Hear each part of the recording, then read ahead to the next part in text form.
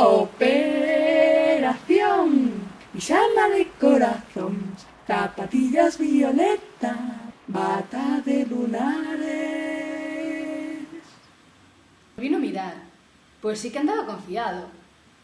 A iso das 11 podemos pasar pola tua casa para recoller o que precises, dixo dentro da súa azarosa busca de cousas que meter na bolsa. Non fai falta, non teño nada que precise, dixen con certa desconfianza. Con certa desconfianza, sí. A miña casa non viña nin Dios. Que se tiña algo que agachar? Pois claro que tiña. Non só algo que agachar, senón moito que perder, e aínda non estaba segura de non estarme dirixindo cara a unha trampa certa. El sorriu con malicia, como adiviñando o que pensaba, e a verdade é que non me gustou a sensación.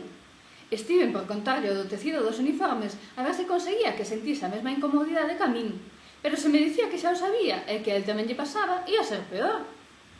Unha vez o tempo non daba máis de sí para uns pobres cordóns dos pobres zapatos, collón un uniforme e metínme no cuarto de baño para probar o condenado uniforme. Efectivamente era grande, ou mellor dito, grande. No espello parecíame máis alucho que a unha garda amarela, pero igual o fenómeno podía axustar o uniforme a algo decente. Vaya, non pensei que fose tan grande, dixo ao verme, pero non ría. Tampouco o axuste a miña talla foi moi preciso.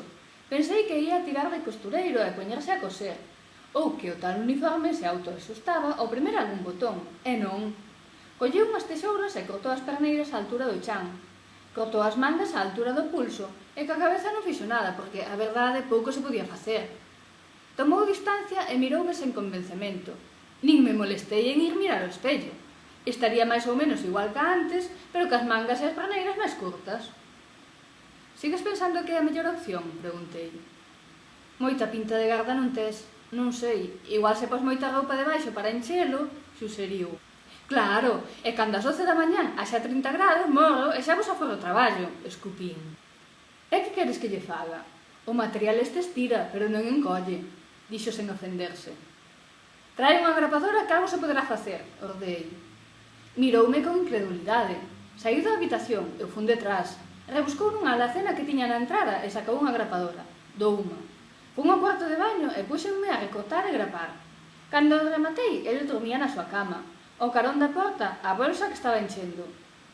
Visto que ocupaba toda a cama e que dormir significaba dormir, dei unha volta pola casa. Había outra habitación cunha cama sen roupa, a cociña e unha especie de trasteiro sen nada dentro. Case amencía, pero estaba algo cansa, así que me deitei sen moito ánimo de dormir, pero dormín.